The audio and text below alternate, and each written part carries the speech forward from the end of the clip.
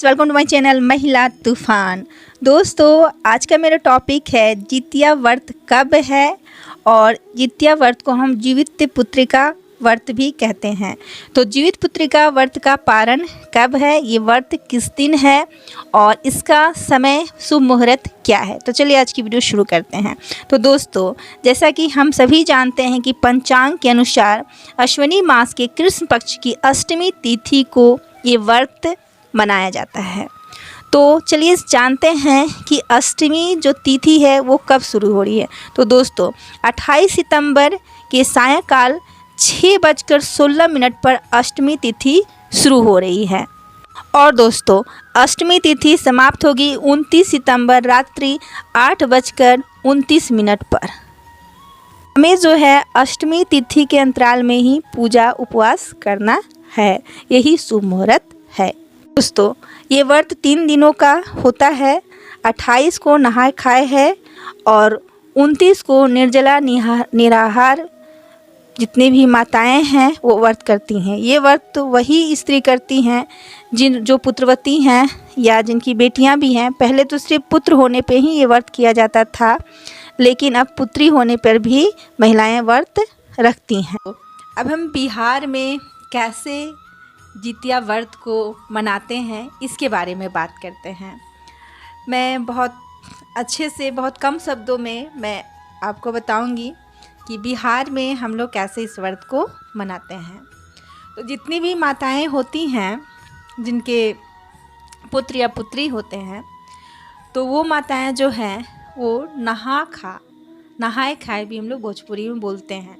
तो नहा खा के दिन मरुआ की रोटी, नोनी का साग और झींगी की सब्जी खाया जाता है।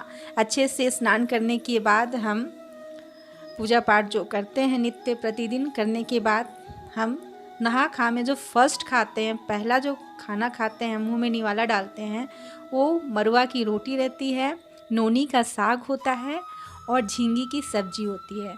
बहुत सारे लोग 5 किस्म की सब्जी भी उस दिन बनाते हैं, लेकिन झींगी की सब्जी का उस दिन स्पेशल विशेष महत्व होता है।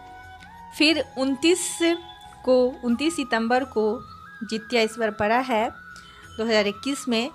तो उसमें सुबह नहीं, जिस दिन हमें उपवास करना उस दिन नहीं, 28 सितंबर की रात हम कह सकते हैं कि 3 बजे भोर में या 4 बजे भोर में सूर्योदय से 2 घंटा 3 घंटा पहले हमारे यहाँ पे माताएं महिलाएं उठती हैं और सरगही करने का रिवाज है। तो सरगही में मीठा चीज़ ही खाया जाता है।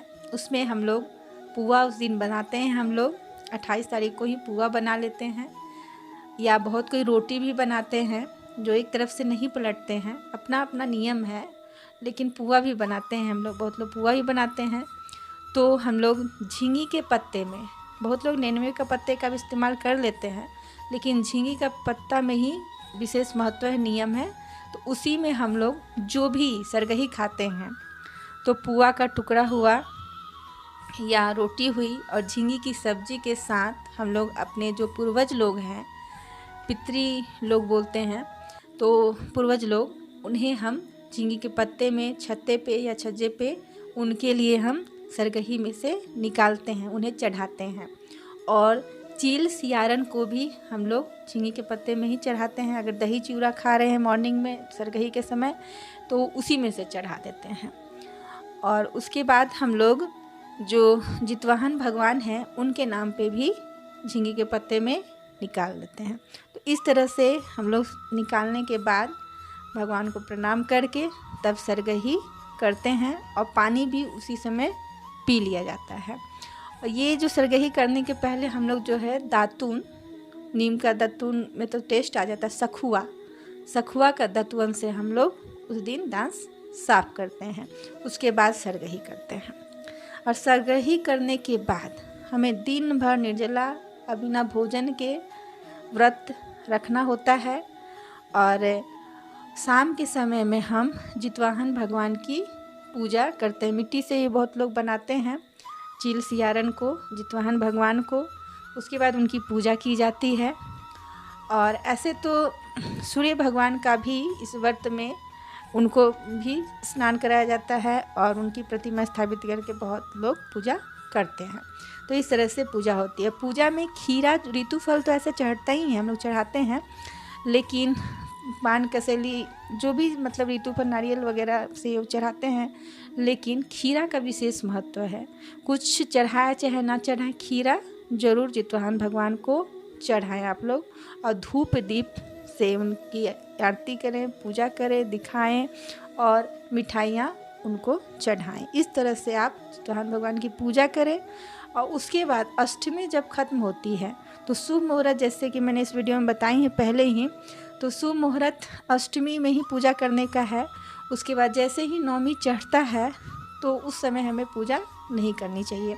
उसके नवमी जब चढ़ जाता है तो उस समय हमारा पारण का नियम होता है, तो हमें पारण करना चाहिए। तो पारण हम कैसे करते हैं, तो उस दिन भी हम नित्य प्रतिदिन की तरह नहा धोआ के पूजा पाठ करते हैं। और पूजा पाठ करने के बाद ब्राह्मण को दान देते हैं, बांस के पात्र में या ऐसे भी हम लोग दान देते हैं। और उसमें वस्त्र, कपड़ा, पैसा जो भी है, या सीधा में हम लोग चावल, दाल, आलू वगैरह और पैसे भी रख के दान देते हैं ब्राह्मण को। और दान देने के बाद ही हम पारण करते हैं।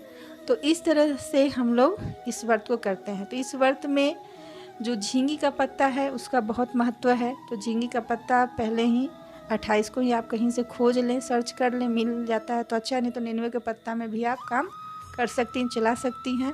और नोनी का साग, मरुआ की रोटी, जैसे में बना नहा खा के दिन ये खाना, ये नियम करना बहुत ज़रूरी है।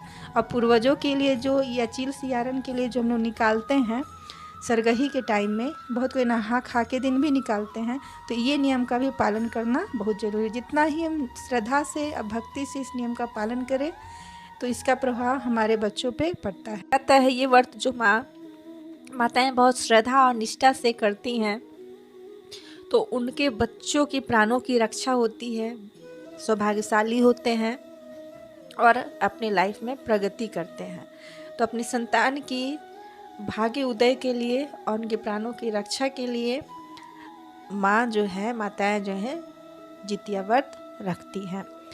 तो आज की वीडियो में बस इतना ही। ये जानकारी अगर आज की वीडियो की अच्छी लगी हो तो लाइक करें, शेयर करें, कमेंट करें। मेरे चैनल पर नए हैं तो सब्सक्राइब करें। Thanks for watching my video. और जितनी भी माताएं हैं वो ये व्रत उनका बहुत अच्छा से संपन्न हो जाए, स्वस्थ रहें, खुश रहें। धन्यवाद।